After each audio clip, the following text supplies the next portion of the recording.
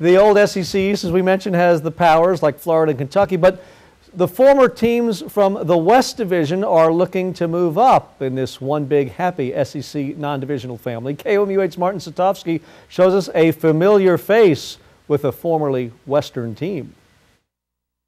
Good steal that time. If the traditional SEC East represents the haves of the South, then the have-nots call the West home. The top team in the would-be SEC West, the Arkansas Razorbacks, are only predicted to finish 5th in the conference overall. The Razorbacks figure to be a Missouri rival. Former Tiger head coach Mike Anderson jumped ship for Arkansas in 2010. Recruiting is going to be the big part of it, and you got to get the right kids. And I think you got to get.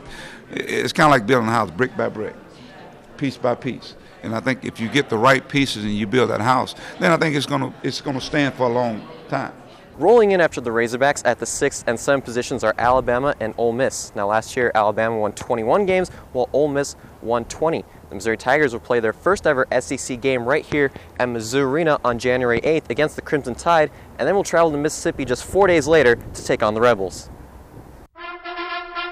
Joining Mizzou on the move to the SEC and projected to finish 9th in the conference are the Texas A&M Aggies.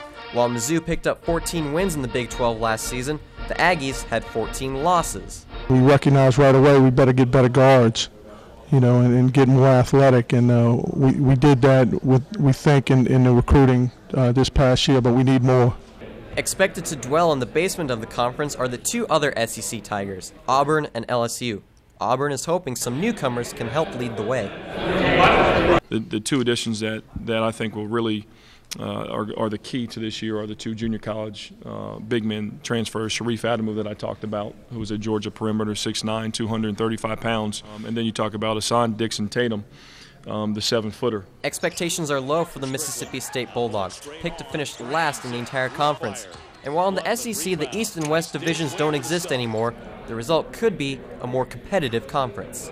I think there will be some things gained, and ultimately I think, again, the gain will be that we'll see 6, 7, maybe even 8 teams in the tournament at some point, and I think eliminating divisions will be one of the things that will help us do that. 6, 7, or 8, and whether it be Kentucky, Missouri, or Florida, all a prestigious conference needs is one national champion. Martin Satovsky, KOMU8 Sports. Thanks, Martin. Here's a number for you, Chris, already. Just